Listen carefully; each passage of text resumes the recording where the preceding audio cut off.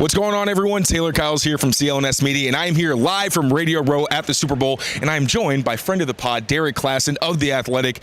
Derek, I had you on when we had the year of Mayo, right? That rebuild didn't exactly go as planned. Now it's the Mike Vrabel era. A little bit more optimism because this is a guy who's actually done it before. We're starting to see what his coaching staff is looking like, both offensively and defensively, starting to round out. So still a lot that he has to prove. We haven't even seen what the team's going to look like, but just based on the coaching staff and the front office, how do you feel like this rebuild is going third, fourth time around, whatever you want to say? It's different phases.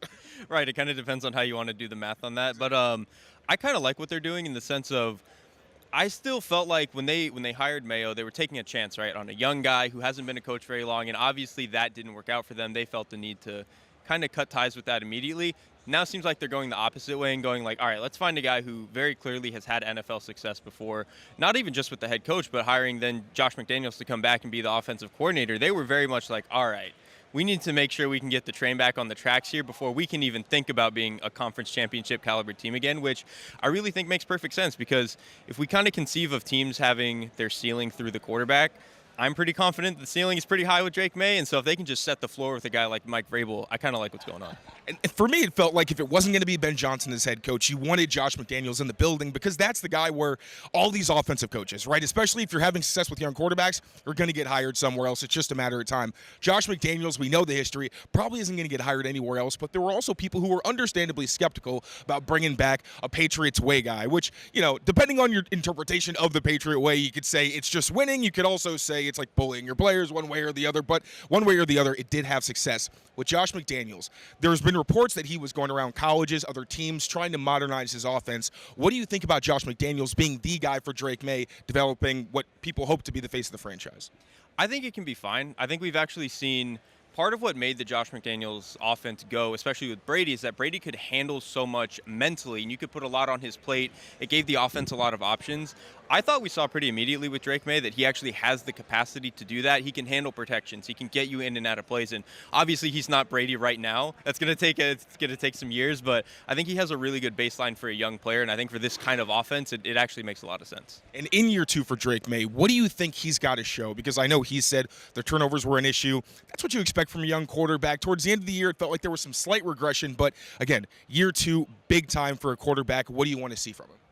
I think, honestly, just continue to be more accurate. I think he's been – obviously, people coming out of college thought he was kind of inaccurate, and I never thought that was the case. But stood on business on that one. Right, yes, we absolutely did. But you still had 2 or 3 misfires a game where it was like, I know you're more talented than that. I know you can make this throw. It's kind of almost the – Matthew Stafford has this issue sometimes where you know he's better than this, but he'll just miss a few. So if he can clean that up a little bit and then kind of like you said, cut out some of the boneheaded stuff, which I actually thought as a rookie he did better than I would have thought coming out of college. Coming out of college, he did some crazy stuff all the time. It wasn't as bad as a rookie, but I think what we've seen from all the top quarterbacks is that Josh Allen cut out his boneheaded plays. Patrick Mahomes cut out his boneheaded plays. Like, all of the top guys clearly cut down on that. If he can just continue to do that, we're going to be in a great spot. When Bill Belichick talks about Tom Brady, the one thing he brings up, he doesn't talk about the plays he made. Really what he highlights are the plays that Brady didn't make and the mistakes that he didn't make, protecting the football and not doing the dumb thing and keeping them in the game.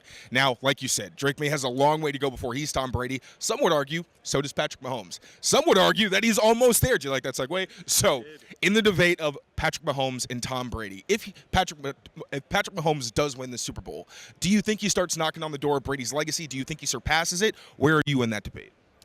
I think right now Brady's resume is pretty unimpeachable because he did it for over 2 decades. He did it over multiple eras of football. He kind of himself changed how football is played with some of the rules after the New England game where they start, or the Colts game where they start changing how defensive pass interference is regulated and stuff like that. So the fact that he did it over so many eras does hold a lot of weight. But the fact that Mahomes might have 4 rings in, 7 seasons and multiple other trips, like, that is a unreal start to a career, and it has no bearing on what he might do 5-6 years from now, where maybe he does have another Brady-type run in the second half of his career. So for me, Brady's resume right now is unimpeachable, but the best player I've ever seen at that position is probably Patrick Mahomes. I give the edge to Tom Brady because of the longevity, but also we can choose to just appreciate 2 amazing players who are doing unreal things. Patrick Mahomes, we'll see what happens on Sunday, but for the game on Sunday, what do you think is the X factor? You've watched the tape. There are very few people I trust more than you.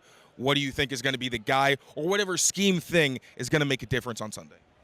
I think what we've seen So this Eagles offense is very hard to stop. However, I do think the one thing that you can get them on is Jalen Hurts. If you start to mix coverages up and throw weird rotations, which Steve Spagnuolo loves to do, that's what he's built this whole thing out of, I think that is a really good way to slow them down a little bit. So if Spags can just catch Hurts in 3-4 calls where maybe you get a sack out of him, maybe you force an errant throw, maybe you get him outside of the pocket where he's typically not as comfortable, I think that to me is the X factor. If they can get him uncomfortable on 6-7 plays instead of only 2 or 3, that is probably the game to me. You know, Spags is always going to have something in his back pocket.